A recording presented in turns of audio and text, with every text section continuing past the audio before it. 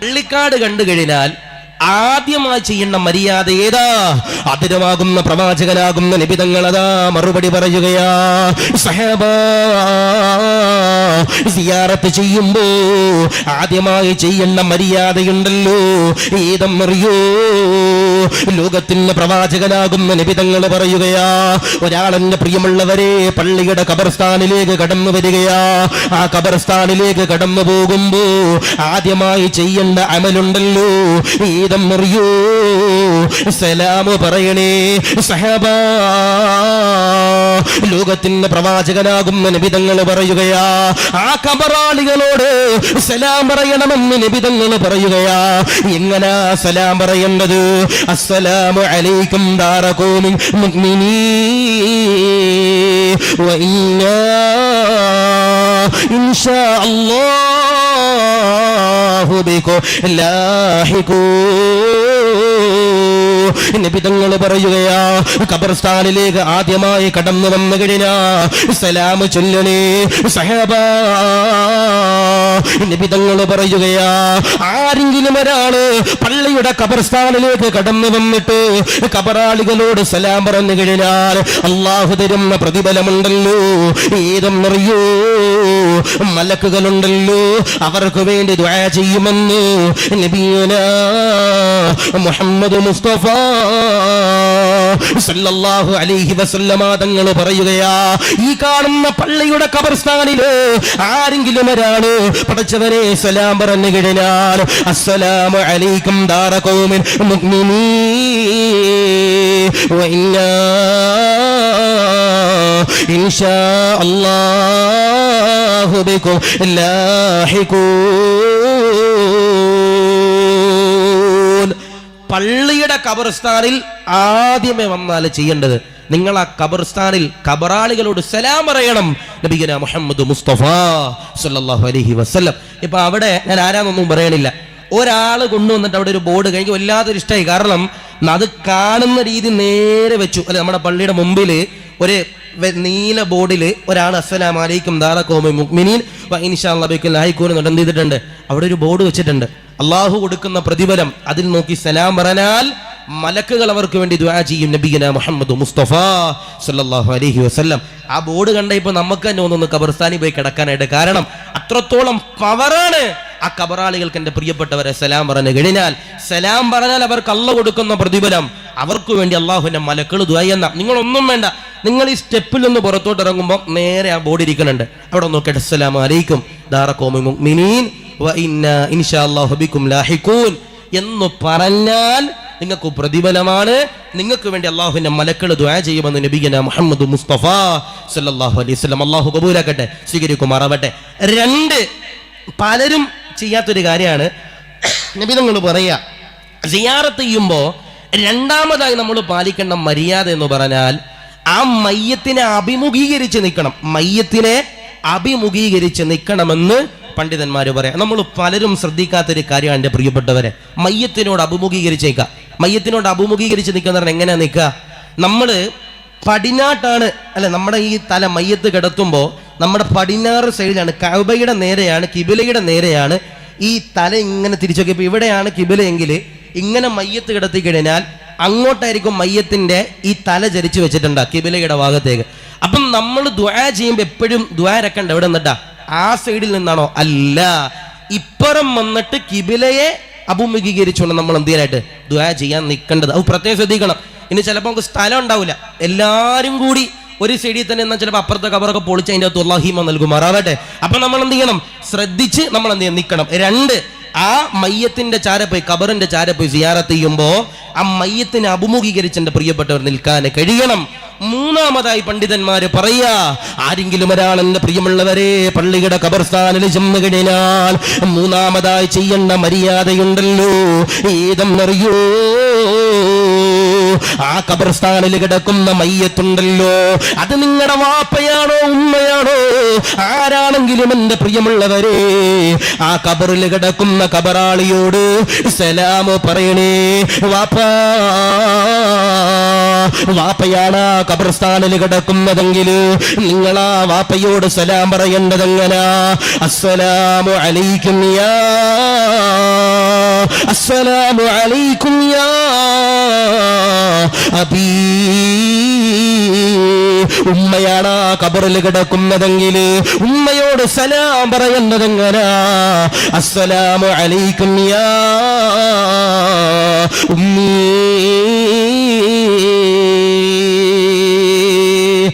മൂന്ന്, നമ്മള് ഖബറാളികളോട് മുഴുവനും നമ്മൾ സലാം പറഞ്ഞു. ഇപ്പൊ ഇവിടെ ഡോറിൽ നിന്ന് ഇറങ്ങി നമ്മൾ ആ ഖബറാളികളോട് മുഴുവൻ സലാം പറഞ്ഞു.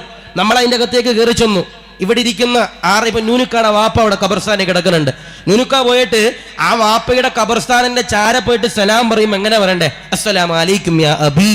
ഉമ്മയോട് അസ്സലാം പറയണ്ടെങ്കിൽ അസ്സലാമു അലൈക്കും യാ ഉമ്മി. ഉസ്താദെ, എനിക്ക് അറബി കാണാൻ പാടില്ല, അറബി അറിയില്ല. ആയിക്കോട്ടെ, നിങ്ങളൊരു കാരണം വെച്ചാലും പേടിക്കണ്ട. നിങ്ങൾ പറയും അസ്സലാമു അലൈക്കും ഉമ്മ, അങ്ങനെ പറഞ്ഞാൽ മതി. അസ്സലാമു അലൈക്കും വാപ്പ എന്ന് പറഞ്ഞാൽ മതി. സഹോദരനെ കിടക്കണേ, അസ്സലാമു അലൈക്കും യാ അഖി. ഇനി അങ്ങനെ പറയാൻ അറിയില്ല, അസ്സലാമു അലൈക്കും സഹോദര എന്നങ്ങ് അല്ലെ പേര് വിളിച്ചിട്ടാണ്. അങ്ങനെ എങ്ങനെയാണോ നിങ്ങൾക്ക് സലാം പറയാൻ കഴിയുക, അങ്ങനെ നിങ്ങൾ മൂന്നാമതായി സലാം പറയണമെന്ന് പണ്ഡിതന്മാര് പറയാ. നാലാമതായി പണ്ഡിതന്മാര് പറയുകയാ, ഖബർസ്ഥാനിൽ സിയാറത്ത് ചെയ്യുമ്പോ നാലാമതായി ചെയ്യേണ്ട കാര്യമുണ്ടല്ലോ. ഏതെന്നറിയോ?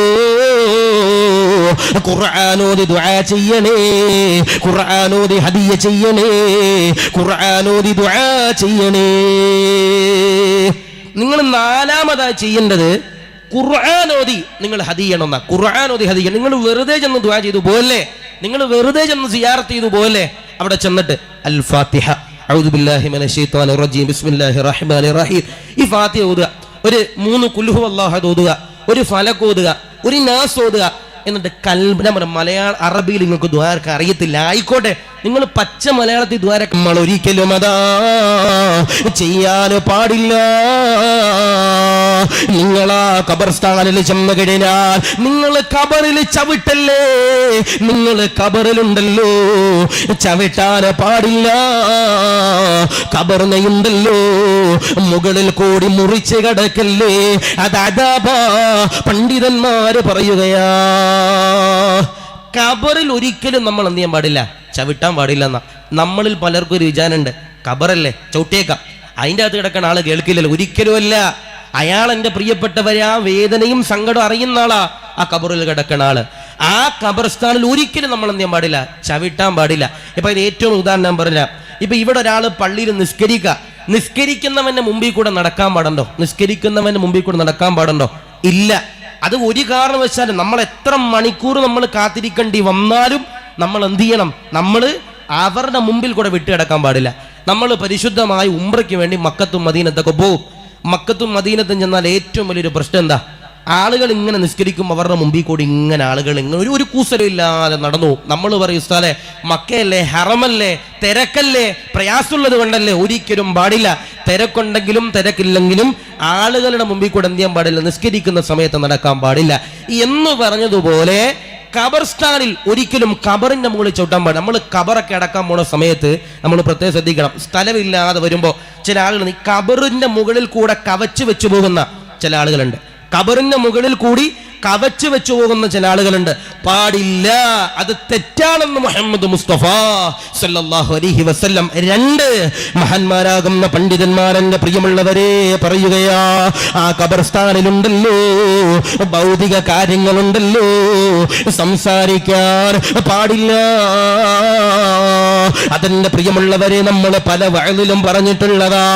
മൂന്നാമതായി പണ്ഡിതന്മാര് പറയുകയാ, നിങ്ങൾ ഒരിക്കലും ഉണ്ടല്ലോ ഈ പറയുന്ന കാര്യം എന്റെ പ്രിയമുള്ളവരെ ചെയ്യാൻ പാടില്ല. ഈ ഖബർസ്ഥാനിൽ എന്റെ പ്രിയമുള്ളവരെ മീസാങ്കല്ലുകളുണ്ട്. ഈ മീസാങ്കല്ലുകളുടെ പുറത്ത് മീസാങ്കല്ലിന്റെ പേര് ഒരിക്കലും നമ്മൾ എന്ത് ചെയ്യാൻ പാടില്ല, ഒച്ചയിൽ വായിക്കാൻ പാടില്ലെന്ന. ഒച്ചയിൽ വായിക്കാൻ പാടില്ലെന്ന.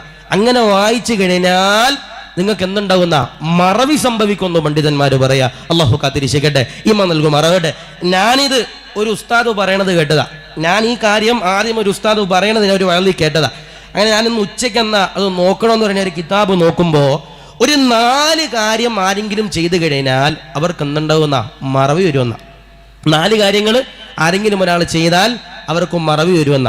അതിൽ പ്രധാനപ്പെട്ടായിട്ട് എഴുതുന്നുണ്ട്, ഈ പുളിയുള്ള ആപ്പിൾ കഴിച്ചാൽ എന്തുണ്ടാവുന്ന മറവി വരുമെന്ന. പുളിയുള്ള ആപ്പിൾ കഴിച്ചാൽ മറവി വരുന്ന പണ്ഡിതന്മാരെ കിതാബുകൾ രേഖപ്പെടുത്തുക. പുള്ളിയുള്ള ആപ്പിൾ കഴിച്ചു കഴിഞ്ഞാൽ എന്തുണ്ടാകുന്ന മറവി വരുന്ന അല്ലാഹു കാത്തിരിക്കുമാറാവട്ടെ. ഗ്രഹിക്കുമാറാവട്ടെ. ആരെങ്കിലും ഒരാൾ ഉണങ്ങി പുള്ളി ആപ്പിൾ കഴിച്ചു കഴിഞ്ഞാൽ പ്രിയപ്പെട്ടവരെ എന്തുണ്ടെന്ന് മറവി ഉണ്ടാകുന്ന പച്ചമല്ലിയില കഴിഞ്ഞാൽ അവർക്ക് എന്തുണ്ടാകുന്ന നൽകുമാറാവട്ടെ. കബറുകളിൽ എഴുതിയിരിക്കുന്ന ലിഖിതങ്ങൾ നാമങ്ങൾ വായിച്ചു കഴിഞ്ഞാൽ അവർക്ക് എന്തുണ്ടാവുന്ന എന്റെ പ്രിയപ്പെട്ടവരെ മറവി ഉണ്ടാവുന്ന അല്ലാഹു നൽകുമാറാവട്ടെ. അല്ലാഹു ഖാദിർ. ഇപ്പൊ ഒരാളുടെ ഒരു ഖബർസ്ഥാനിൽ ഒരാളുടെ പേര് എഴുതി, അതെന്തിനാ എഴുതി വെച്ചിരിക്കണേ? അത് നമ്മൾ മനസ്സിൽ വായിക്കാം. അല്ല നമ്മൾ വായിട്ട് ഒച്ചപ്പാടിട്ട് വായിച്ചു കഴിഞ്ഞാൽ അതിൽ പല കാരണങ്ങൾ ഉണ്ടാകാം, നമ്മളെ ശ്രദ്ധ തിരിയാം. അങ്ങനെയൊക്കെ പല കാരണങ്ങളും നമുക്ക് എന്ത് ചെയ്യാം, മറവി വരാമെന്ന് പണ്ഡിതന്മാര് പറയാം. അതുപോലെ തന്നെ നമ്മുടെ ജീവിതത്തിൽ നമ്മൾ പലരും ശ്രദ്ധിക്കാത്തൊരു കാര്യമാണ് നമ്മൾ ധരിക്കുന്ന ചെരുപ്പ്. അല്ലെ, നമ്മളിൽ പലരും ശ്രദ്ധിക്കാതെ പോകുന്നൊരു കാര്യമാണ് നമ്മൾ എൻ്റെ പ്രിയപ്പെട്ടവരെ ധരിക്കുന്ന ചെരുപ്പ്. ചില ചെരുപ്പുകൾ ധരിച്ചാൽ നമുക്ക് മറവി വരുന്ന, ചില ചെരുപ്പുകൾ ധരിച്ചാൽ നമുക്ക് മറവി വരുന്ന ബഹുമാനപ്പെട്ട തഴവ ഉസ്താദ് പറയാ, നിറമിൽ കറുത്ത ചെരുപ്പ് നീ ധരിക്കല്ലേ, അതിനാലെ നിസിയാ